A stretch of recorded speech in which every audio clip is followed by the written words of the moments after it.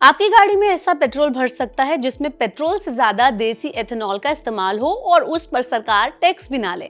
तो शायद आप यकीन नहीं करेंगे, लेकिन अब ऐसा होने वाला है। सरकार ने एथेनॉल ब्लेंडिंग को बढ़ावा देने के लिए बड़ा फैसला किया है।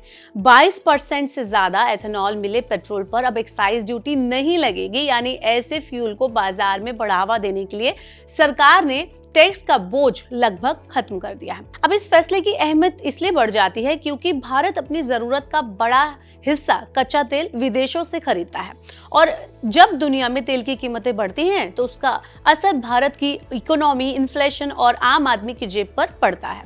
यही वजह है कि सरकार अब पेट्रोल में ज्यादा से ज्यादा एथेनॉल मिलाने की रणनीति पर काम कर रही है।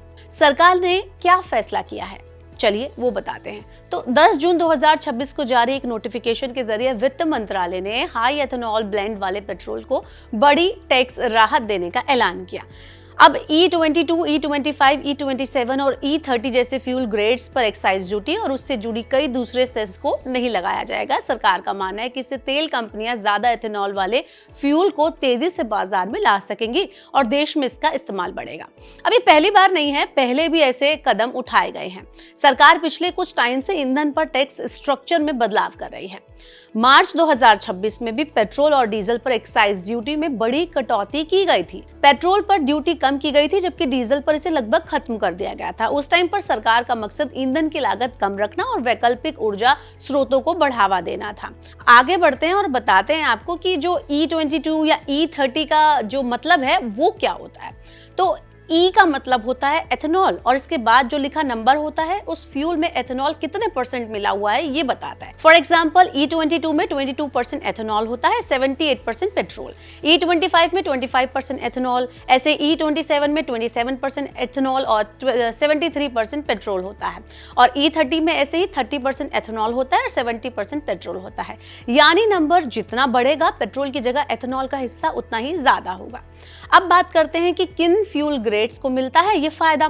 तो सरकार ने जिन कैटेगरी को टैक्स राहत दी है उसमें E22 है, E25, E27 और E30 को शामिल किया गया है, यानी 22% से ज्यादा और 30% तक का एथेनॉल ब्लेंड करने वाले सभी प्रमुख फ्यूल ग्रेड्स हैं, वहां पर उनको फायदा मिलेगा। सरकार ने साफ किया है कि हर किसी को राहत नहीं मिलेगी, यहाँ पर एक शर्त है, इसके लिए आपको वो माननी होगी, उस शर्त का पालन करना होगा। जैसे जिस पेट्रोल का इस्तेमाल ब्लेंडिंग में किया गया है उस पर लागू एक्साइज ड्यूटी का भुगतान हुआ होना चाहिए। दूसरा, एथेनॉल पर लागू GST या अन्य टैक्स जमा होने चाहिए। तीसरा, जो फ्यूल है वो भारतीय मानक ब्यूरो यानी BIS के तय मानकों पर खरा उतरना चाहिए, तभी फायदा मिलेगा।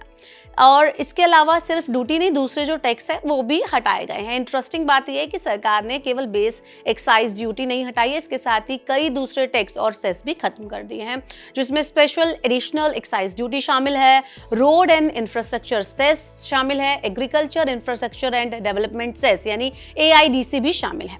तो कुल मिलाकर सरकार का जो फैसला है एथेनॉल वाले फ्यूल को बढ़ावा देना है, इससे तेल आयात पर डिपेंडेंसी कम हो सकती है और आने वाले टाइम में ईंधन सेक्टर में बड़ा बदलाव हो सकता है। तो अब आप हमें कमेंट बॉक्स में बताइए कि आपके हिसाब से सरकार का जो ये फैसला है वो कितना कारगर साबित होगा, या फिर आपकी जो राय है वो थोड़ी अलग है। Comment is below. ऐसी और वीडियोस के लिए देखते रहिए जी बिजनेस।